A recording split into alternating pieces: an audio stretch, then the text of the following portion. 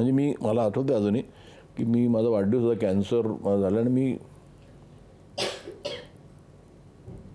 ऑपरेशनमधून बाहेर आलो. म्हणजे अगदीच मला बाहेर पडायची अलाउड नव्हतं, सगळीकडे ट्यूब्स होते. आणि ती इंडियन आयडलची काही ते सिंगर होते फायनलिस्ट 6 ते घरी आले.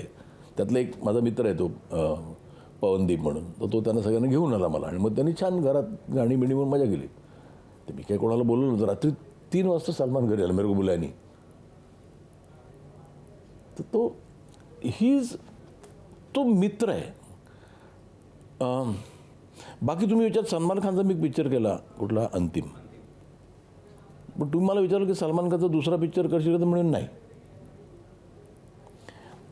म्हणजे मी एकदा काय म्हणतात त्याला, ताक पण फुंकून फुंकून पिईन मी. Not because of anything. See, there are some people जे त्याला वाटतं त्याला सिनेमा कळतो, त्याचे वडील मेकर आहेत. आणि मी थोडासा हेडस्ट्रॉंग आहे. आणि त्याच्यासाठी तो 3 वाजता आला ना, कारण मी चिडलेलो त्याच्यावर. मला म्हणतो तू मेरे को गाली दे. म्हटलं मी तुला नाही देत शिवाय सलमान, तुझ्यामध्ये जो डिरेक्टर लपला आणि तू पिक्चर मला दिलास ना, मग फॉरगेट इट.